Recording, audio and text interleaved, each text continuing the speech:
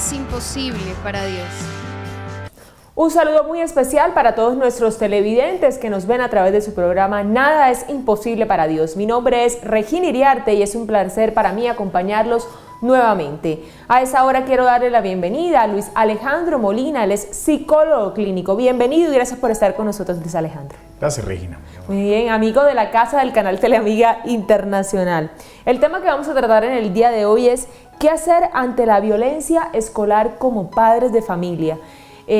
Los efectos emocionales que genera en nuestros hijos este tipo de violencia creo que es muy grave. Además, se han desencadenado muchas veces en los suicidios de nuestros jóvenes y de los niños de hoy en día.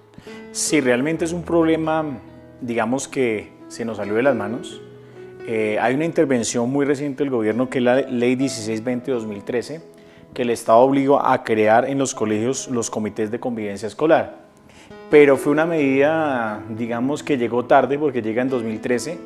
Desde los años 80 se empezaron a dar los primeros brotes cuando se crearon las pandillas por barrio y que en Bogotá especialmente y diferentes sitios se peleaban por un territorio y por unos ideales y de ahí no pasaba.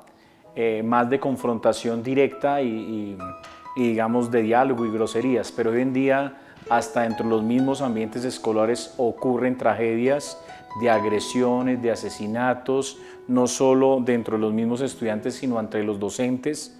Entonces, digamos que per se, que exista esta norma, cada establecimiento debe tener unas reglas y los rectores deben ser los garantes junto con los mismos alumnos en denunciar a tiempo ese tipo de situaciones.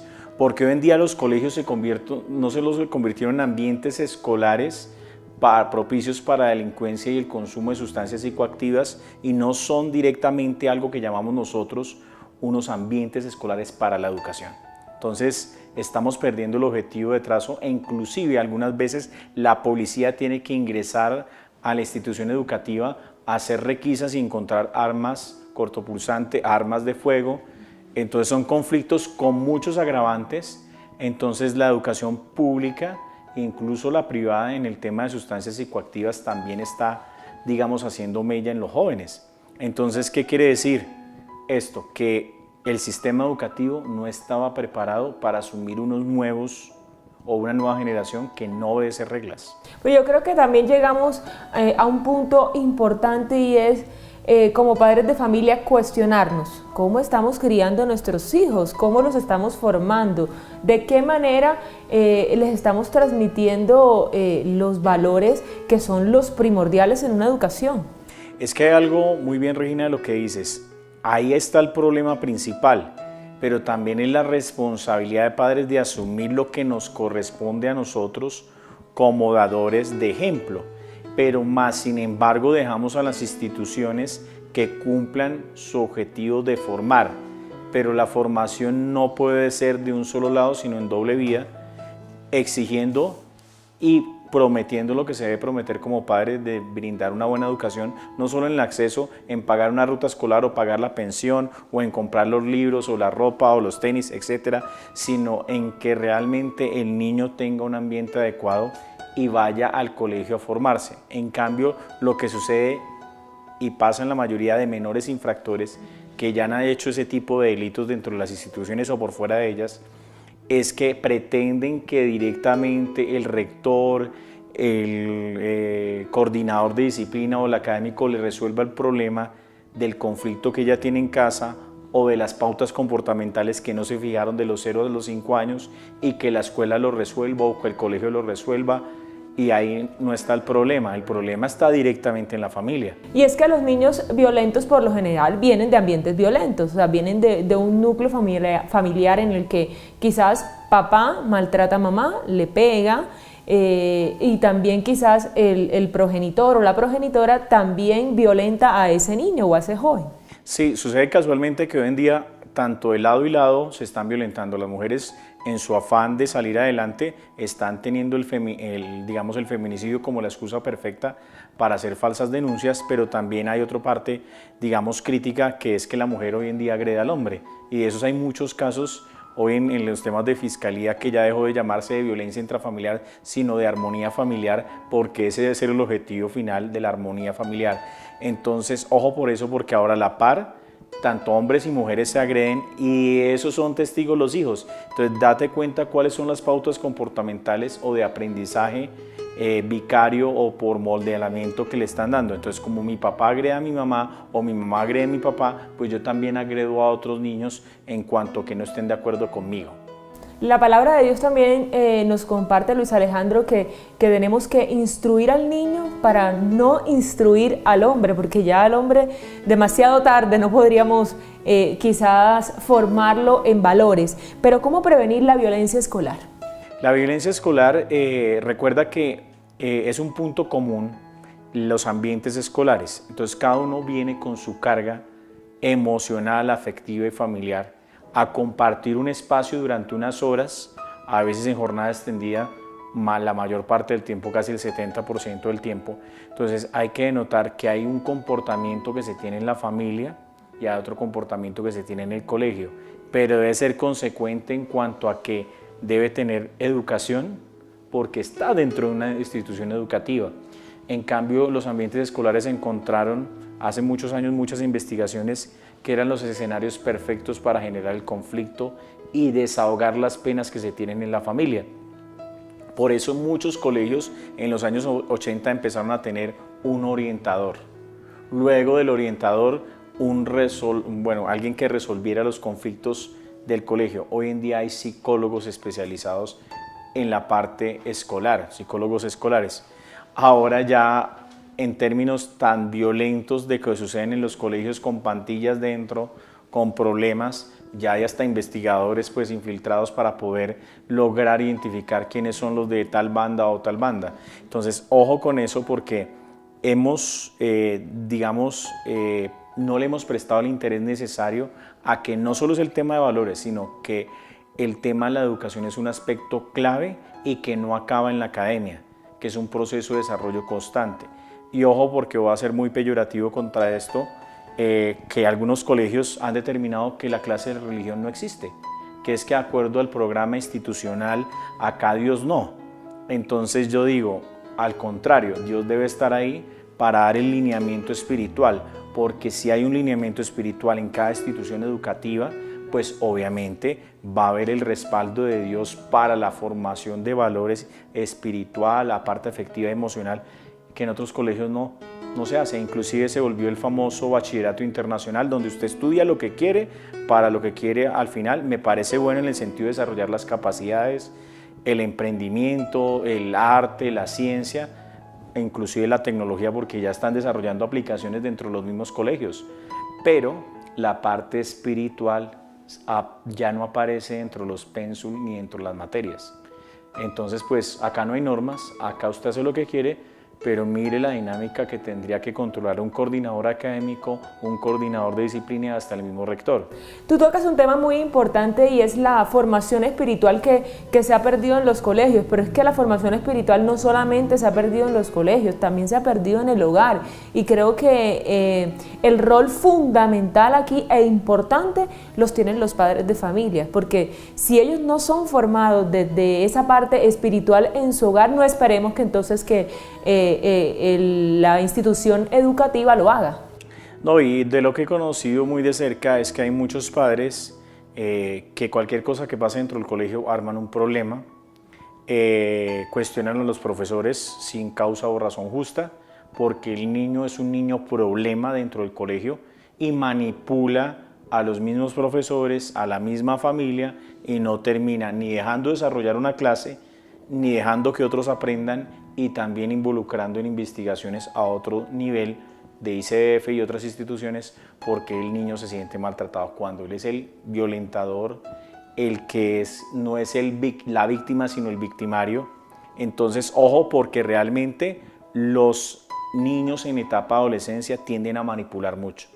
Entonces ojo, un niño problema, ¿a dónde debe ir? Pasar por el psicólogo escolar, recibir un proceso de acompañamiento terapéutico, una remisión a la EPS, al psicólogo, dependiendo del tema, al psiquiatra, y una intervención que nunca se hace, mira Regina, nunca se involucra a la familia. ¿Esa es la atención a este tipo de casos? Claro, esa sería la forma correcta de hacerlo, pero nunca se involucra a la familia, sino que el niño es el niño problema y todo el mundo lo señala, todo el mundo lo agrede, lo ignora, pero no sabemos qué es lo que pasa en esa familia hasta que el ICBF o la policía entra directamente, de infancia y adolescencia me refiero, la policía de infancia, a establecer qué es lo que está pasando de puertas para adentro en esa familia. Porque un niño problema tiene una historia de vida, tiene algo que le está sucediendo y que no lo permite vivir en paz, y esa furia, esa rabia, ese odio lo transfiere a otros estudiantes. Entonces, la misma descomposición social que nosotros creemos que con reintegrar a las víctimas del conflicto armado es darles una casa y ya, de eso no se trata, o darles un subsidio y ya, no. Hay que generar todo el aspecto emocional, psicológico, el acompañamiento, para que hagan tejido social y puedan resolver los conflictos de su pasado y lleven un presente diferente a lo que vivieron durante el conflicto. Es que creo que sería lo más importante, ese acompañamiento psicológico, porque son personas que realmente, yo sé que no es el tema que estamos tratando, pero son personas que realmente no están preparadas para vivir en una sociedad, y que lo verdaderamente importante sería es tratar esa parte emocional. Sí, porque realmente en ese momento y de muchos de los casos que hemos vivido en día, los temas no se tratan cuando se deben tratar, y finalmente hemos tenido ya personas que se suicidan en centros comerciales por el mismo acoso escolar, la misma violencia escolar, el mismo señalamiento o segregar a una clase social o a un género en especial, o a los famosos niños problema o niñas problema, de aislarlos y alejarlos o colocarlos en un curso por aparte donde están, por decirlo así, todos los niños problema, van a generar pues un caldo de cultivo completamente diferente. En una sociedad tan deteriorada como la nuestra, que siempre llegamos a lo mismo, y es que es la falta de Dios en nuestros corazones, ¿la sana convivencia es posible? ¿Sería posible? Pues mira, muchos investigadores sociales y sociólogos en especial han descrito este fenómeno social, que hay que hacer muchas intervenciones, no solo desde el ambiente escolar, porque hay unas técnicas de la mesa de paz, de la negociación, de los comités de armonía, de colocarlos a hacer otro tipo de actividades físicas, lúdicas, no solo las clases catedráticas, sino realmente otro tipo de relacionamiento a nivel del colegio, que aprendan y tengan un proyecto de vida desde el colegio, no desde la casa, sino desde el colegio, para que ayude a los padres a encontrarle sentido al estudio, y no como tener un título de bachiller, hoy en día universitario o el que fuere, sino que realmente esa persona aprenda a generarse y gerenciarse por sí mismo, que es lo que nosotros no estamos haciendo, que era lo que yo mencionaba en otros programas, desarrollar la autonomía responsable. Usted es autónomo, yo le doy los valores, pero usted es responsable por sus hechos. Me gusta ese término, desarrollar la autonomía responsable. Entonces, ¿qué pasa? Lo que estamos haciendo es al contrario. No, tome, le doy la tablet, tome, le doy el dinero para el almuerzo, tome. Pero cuando las personas dan de todo, al final no valoran nada. Pero el papá sí tiene que llegar tarde. ¿Y por qué llega tarde? Porque hay que conseguir el dinero para el sustento, para el arriendo, para mantener todos los gastos de una casa. Entonces hay que hacerle ver que todo cuesta y tiene un sacrificio y tiene un resultado. Entonces a veces nos equivocamos en enseñar el proceso para conseguir las cosas. Así es, vamos a hacer una pequeña pausa, Luis Alejandro. Yo sé que este tema tiene mucha tela por cortar, invitando a todos nuestros televidentes a que no se muevan de la pantalla, porque en minutos regresamos. Nada es imposible para Dios. Regresamos en su programa Nada es imposible para Dios, tratando el tema ¿qué hacer ante la violencia escolar como padres de familia? Quiero compartir con ustedes esta palabra de Epístola de los Efesios, capítulo 6, versículo 4. Dice: Padres, no exasperen a sus hijos, sino fórmenlos más bien mediante la instrucción y la exhortación según el Señor. Yo creo que esta palabra nos ayuda como a examinarnos como padres de familia, qué es lo que estamos haciendo frente a la labor que tenemos con nuestros hijos, cómo los estamos educando, cómo los estamos formando en los valores, y por supuesto lo más importante, que ya lo hemos mencionado, formarlo en esa parte espiritual. Luis Alejandro. Hay un aspecto que toma directamente y hace énfasis en lo que acabas de leer en la Biblia, es no exasperemos a nuestros hijos.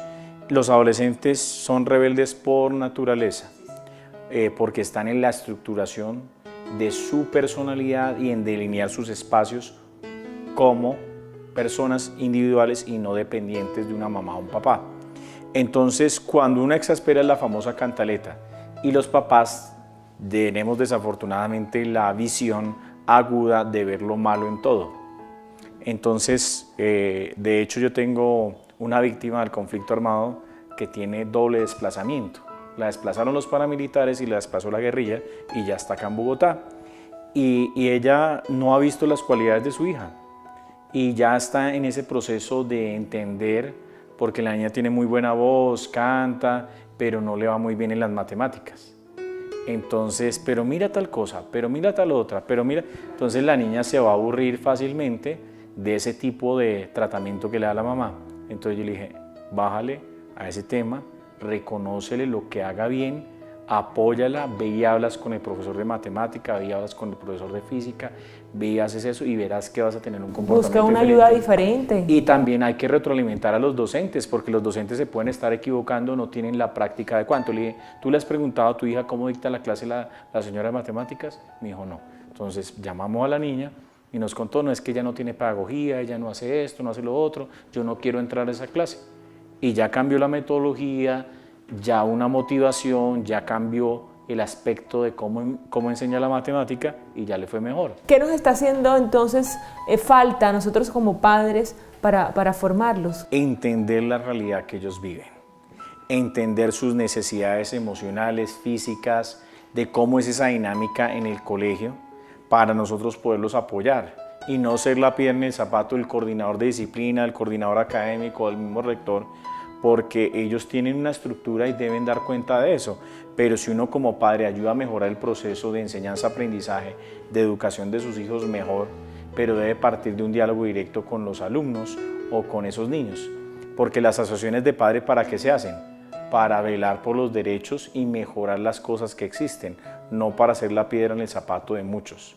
Entonces, en ese orden de ideas, lo más importante de un proceso para evitar cualquier tipo de desaveniencia o que le estén llamando al padre o a la madre porque el niño le pegó o fue grosero o fue vulgar en una situación escolar es apoyarlo, entenderlo y conocer la realidad del colegio y la realidad de él, de lo que le pasa en la familia y cómo se comporta. Por eso se califica siempre comportamiento en el ámbito escolar. Nos hace falta escucharlos, nos hace falta comunicarnos, porque cuando suceden este tipo de situaciones, creo que lo primero que hacemos es juzgarlos, ¿no? Y no creemos o no los escuchamos ni escuchamos su versión. Es que siempre en el mundo escolar creemos que el boletín de notas es lo que da cuenta del desempeño de él. Sí, es cierto, pero es algo cualitativo. Lo cuantitativo, lo comportamental y lo conductual, toca hablarlo con cada uno de los docentes que está allí. Algunos colegios lo hacen como una fase de acompañamiento y de desdoblar esos resultados del qué y el cómo se logran las cosas en los ambientes escolares. Entonces muchas veces lo que estamos haciendo es desconociendo y solo privilegiando la nota. ¿Y por qué la nota, si es buena o es mala, entonces el estudiante es bueno o es malo? Entonces, como hijos y como padres debemos entender que es el proceso los que nos importa para alcanzar los mejores resultados, no el resultado al final de que, mi hijo le está yendo bien porque tiene un 5, pero qué tal que él sea lo más indisciplinado y lo más grosero del mundo.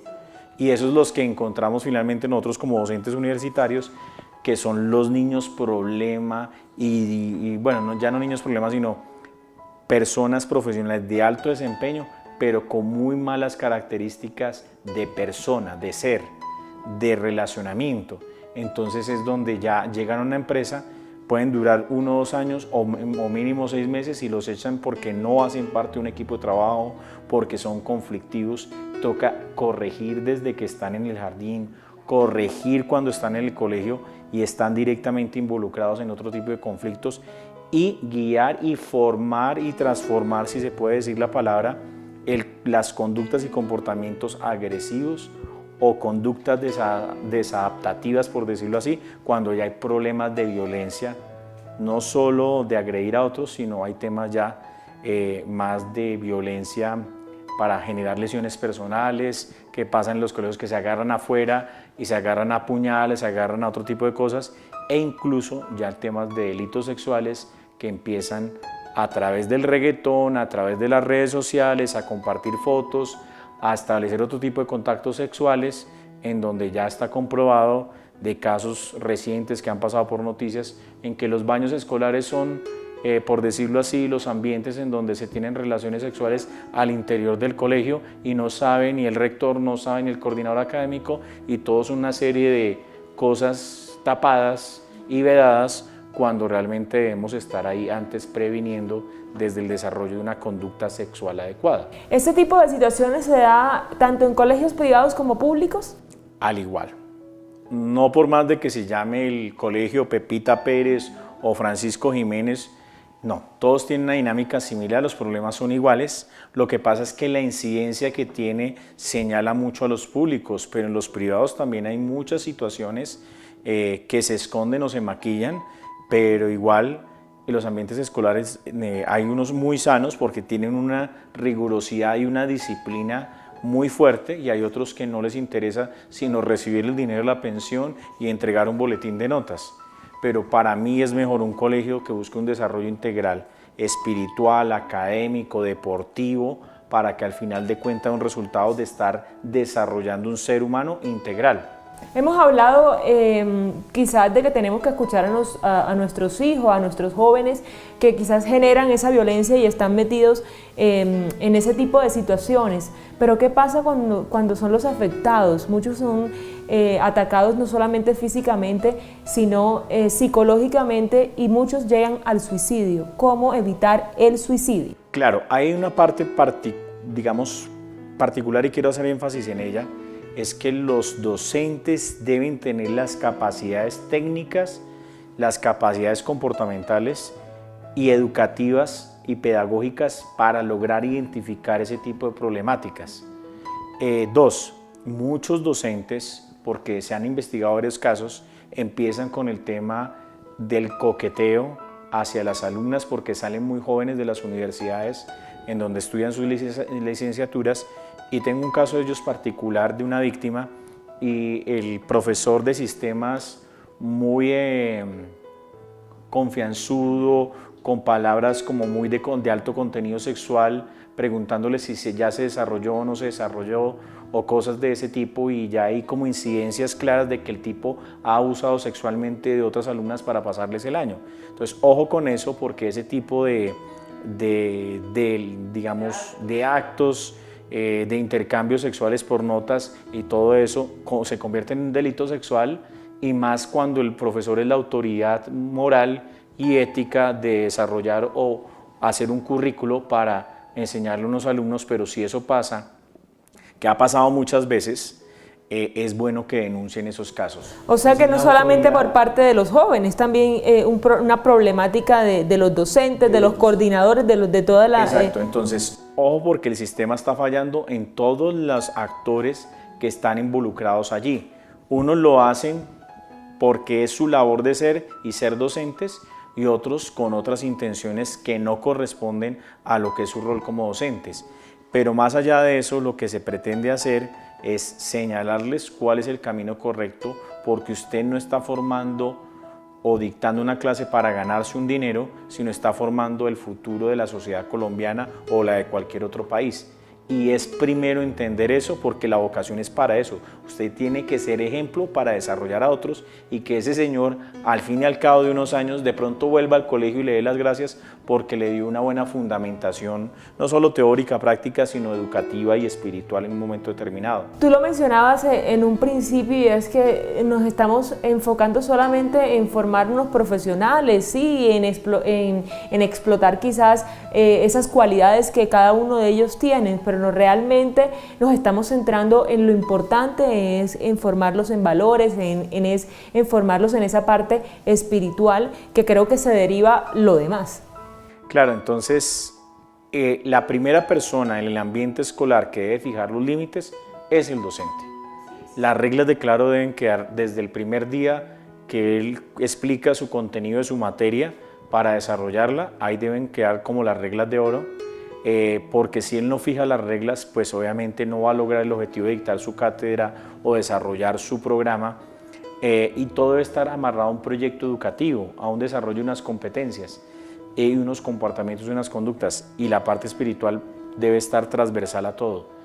Entonces, si no se gana el respeto del profesor, muy seguramente los alumnos no lo van a respetar, no lo van a cumplir. El nivel y la tasa de deserción en colegios públicos es alta, lo mismo que en los privados. Entonces, ojo con eso, porque el nivel de exigencia lo da el docente en la medida que los alumnos estén enganchados o comprometidos con su materia.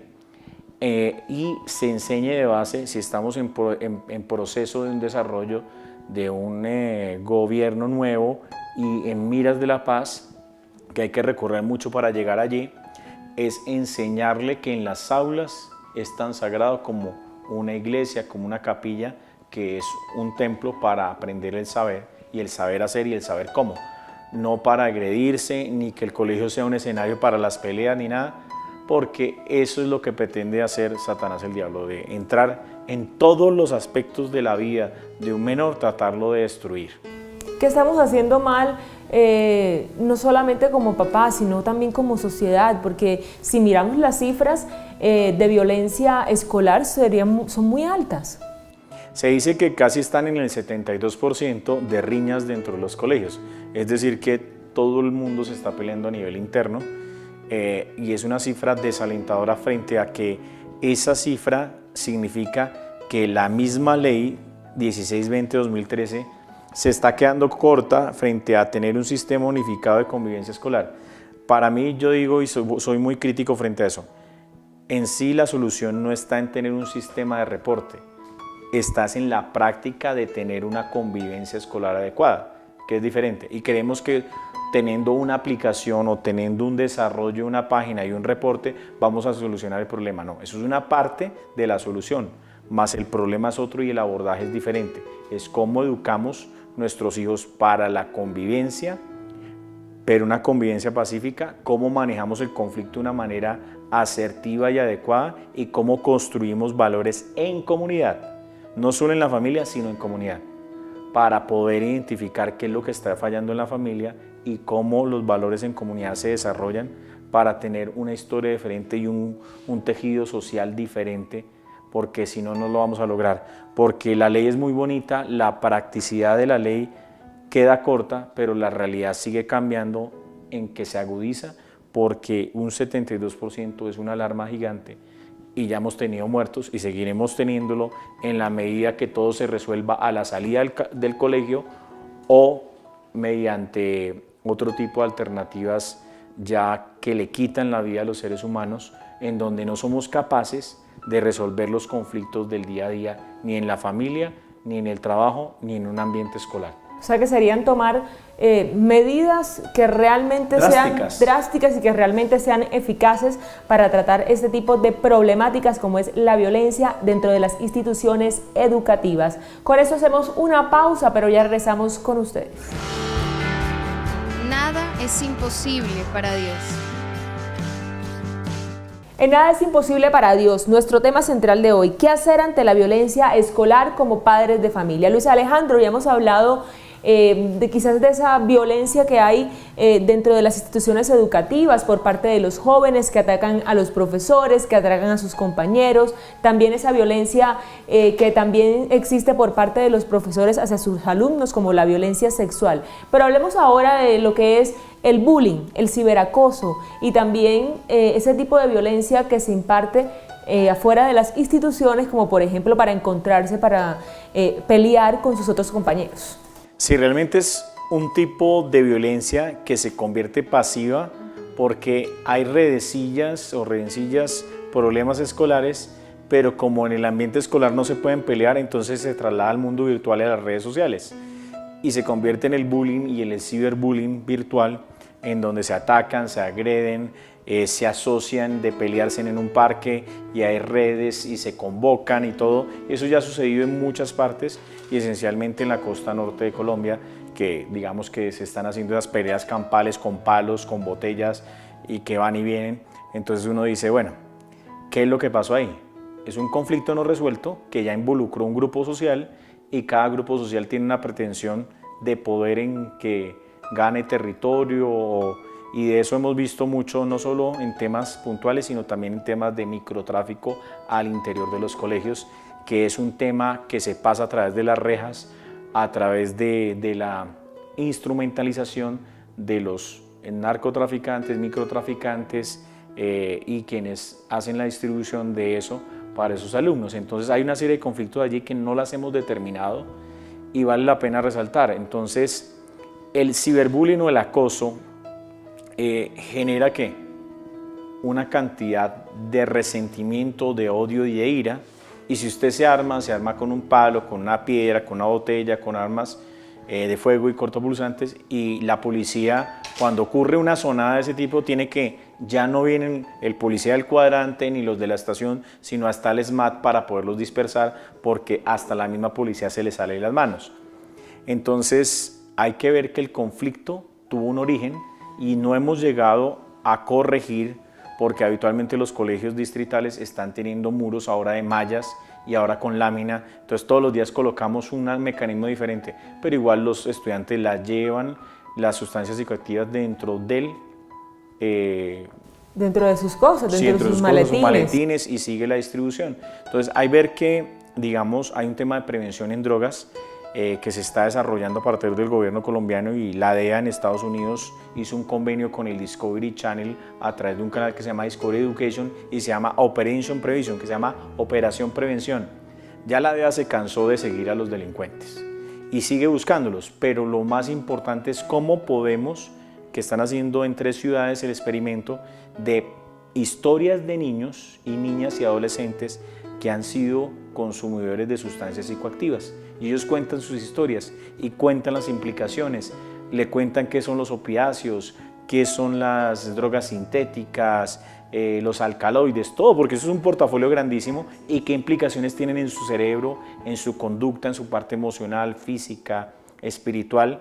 Y eso es un proyecto de prevención para que ellos entiendan cuáles son las implicaciones que eso tiene. Y mira cómo irradia el conflicto, porque al final es una vida que se pierde no solo en el consumo, sino al final por la disputa de esos territorios y ese mercado que genera vidas. Al final el que está en la cabeza no le importa cuántos niños, cuánta gente, sino el lavado de activos y lo que significa el negocio del microtráfico y narcotráfico en los diferentes países a nivel global. Mi pregunta es, estamos hablando aquí de las drogas.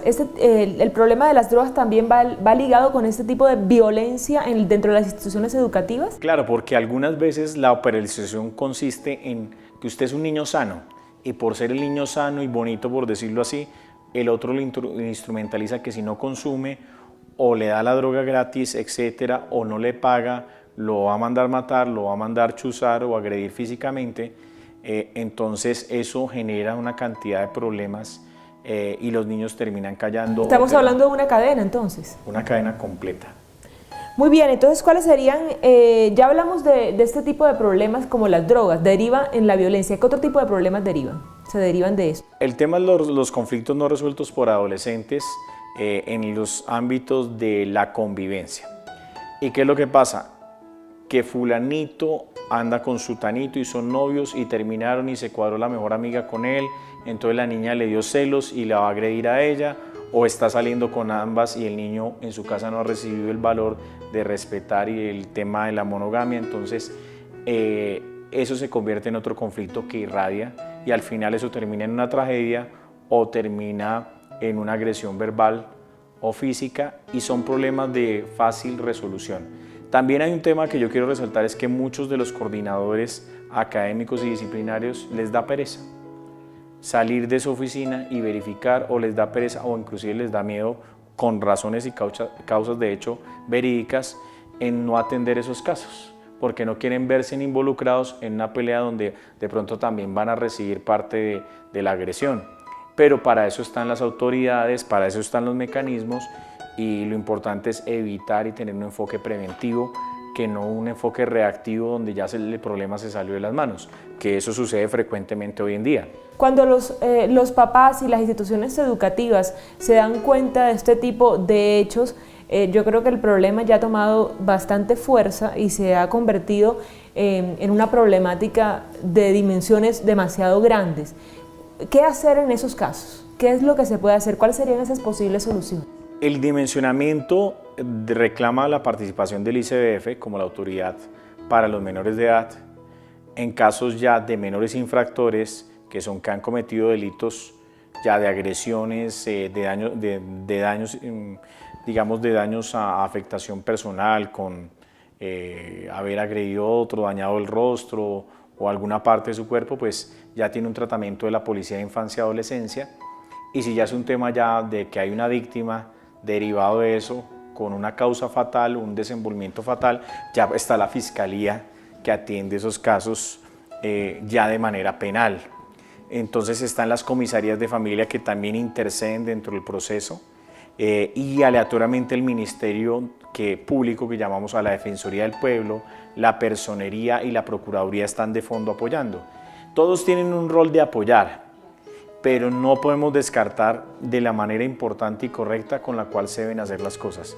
Es iniciar un proceso de reconocer que está sucediendo la situación e intervenir a tiempo. Entonces, esos sistemas de alarma temprana, a veces ni siquiera los papás los quieren llamar, porque el ICBF tiene una fama cierta que le quita a los hijos. Pero si usted no ha cumplido el rol como padre, pues el ICBF pues le quita y le restablece los derechos al menor con una medida cautelar, que es quitárselo y se lo da a otra familia o simplemente lo adopta a otra familia. Pero el tema es ese, usted tiene que ser consciente de su rol como padre, las instituciones, la responsabilidad que tienen y también del niño hacerlo consciente de lo que se debe enfrentar a un ambiente escolar. Muchas de las veces cuando hay esos problemas tan gigantes, es mejor sacar a ese niño de esa institución y llevarlo a otro colegio o cambiarse de barrio que tenga otra dinámica diferente y no castigarlo estando ahí expuesto a una situación de bullying, expuesto a una situación de agresión, de amenazas, y hay que cambiarle la realidad. Entonces, no es que llevo tantos años acá y no quiero cambiar. No cambie porque su hijo está en riesgo. El día que le pase algo a su hijo, ahí va a decir, ¿por qué no lo cambié de colegio? ¿Por qué no hice esto? ¿Por qué no hice lo otro? Entonces, ese es un orden. Luis Alejandro, vamos a hacer otra pausa y ya regresamos con nuestros televidentes de Nada es Imposible para Dios y del canal de la Amiga Internacional. Nada es imposible para Dios. Durante todo el programa hemos hablado con Luis Alejandro Molina, psicólogo clínico del tema ¿Qué hacer ante la violencia escolar como padres de familia? Hemos expuesto muchos casos, en el anterior segmento también hablábamos de las posibles soluciones de cómo enfrentar este tipo de problemáticas. Luis Alejandro, cuando los medios de comunicación nos muestran ese tipo de hechos o de actos, yo creo que sería un porcentaje muy pequeño de lo que realmente es esta problemática en nuestro país. Mi pregunta es, ¿qué estamos haciendo mal como padres de familia? Creo que nosotros somos demasiado confiados y hay un abandono pasivo de nuestra responsabilidad con los padres. Creemos que entregamos al niño en la puerta del colegio o él va al colegio y entra y allá está perfectamente bien. Entonces, un desconocimiento propio de la realidad tácita de lo que está pasando frente a eso. Y dos, los padres de familia no acuden directamente a las reuniones de padres, ni siquiera reclaman los boletines y algunas veces que ni siquiera miran el cuadro de anotaciones o el observador o manual de observador donde está todo, ni las firman. Entonces, ¿qué quiere decir eso? Los papás están empleando gran parte del tiempo trabajando y creen que eso es como llegar, entró y salió y produjo un resultado. No, todo tiene un proceso. Hay que conocer el proceso que tiene cada colegio, el proyecto pedagógico y qué proyectos anexos educativos tiene cada colegio, conocer, apoyar a sus hijos y no simplemente es el dador de padre o madre y allá eso se resuelve. No, allá eso se resuelve, no, allá usted tiene que ser un actor más del proceso de enseñanza-aprendizaje de su hijo. Ahora, y escuchar, la comunicación es fundamental, pregunte por qué bajó el rendimiento, por qué, pero no es el peyorativo, es que usted no puede, es que usted no está estudiando, es que no, venga, miramos las técnicas de aprendizaje que usted está utilizando, venga mirando la metodología de trabajo, a qué horas está haciendo las cosas, si hay algún problema de la familia que esté interfiriendo directamente sobre el desempeño escolar, si hay una separación, si hay temas de conflicto en el régimen de visitas, todo eso afecta a un menor. Entonces, no miremos desde lo que me afecta a mí como padre, sino realmente lo que le está afectando a mi hijo, si realmente yo estoy inmerso en el problema y también inmerso en el problema de los docentes hacia él. Entonces, hay que conocer toda la realidad escolar para poder entrar a determinar y apropiarse del rol como padre, no solo dentro de la familia, sino dentro del rol del colegio. Conclusiones sobre este tema y consejos para todos los papás que nos ven.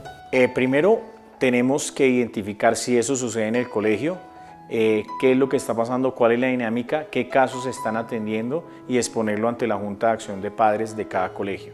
2, si su hijo está sufriendo de bullying, ciberbullying, acoso sexual, acudir a las autoridades, a la Policía Nacional, si es un caso de sexting, al Gaula de la Policía, si es un caso ya de violencia contra la mujer, al 155 de la Secretaría de la Mujer, activar la línea púrpura que ayuda en ese tipo de casos, recibir acompañamiento de la línea 141 del ICBF, o sea, mover toda la estructura y no esperar a que la estructura se mueva por usted, que eso es lo comúnmente que pasa. Yo coloqué la denuncia y espero a que me llegue. No, usted como padre, preocúpese por su hijo porque está en etapa de formación y es como una semilla que usted le tiene que colocar la mejor agua, el mejor abono para que salga un árbol frondoso. Pero si usted por ahí de vez en cuando va al colegio, por ahí de vez en cuando le echa alguito a eso, pues el árbol no va a tener los mejores frutos y usted no puede llegar al final del año, es que usted no pasó el año, entonces le cancelo todo, le doy una pela, en el buen sentido de la palabra, lo castigo de manera inadecuada. Entonces, ¿la culpa quién la tiene? ¿El papá o el alumno? El padre que no estuvo pendiente del desarrollo y de su rol participativo y activo en la formación integral de su hijo. El consejo desde la fe, pequeño, que ya nos tenemos que despedir. Dios delega en nosotros a nuestros hijos como un regalo, pero ese regalo depende cómo lo cuidemos. Si no lo formamos y lo desarrollamos de manera integral, lo vamos a perder y ese es el asunto. Uno tiene una incidencia directa, y lo dice en la Biblia, que luego lo tocaremos y lo ampliaremos en otro programa, en el desarrollo de la pérdida de esa alma. No solo se pierde usted, sino también su hijo, y Dios le va a contar por cada uno de los que usted afectó y no les dio el ejemplo claro para orientarlos en los caminos de la vida. Luis Alejandro, muchísimas gracias por habernos acompañado. Vale, muchas gracias. A ustedes también muchas gracias. Los esperamos en un próximo espacio de Nada es imposible para Dios. Recuerde, usted como papá y como madre de familia, debemos dar cuenta a Dios de nuestros hijos. Hasta un próximo espacio.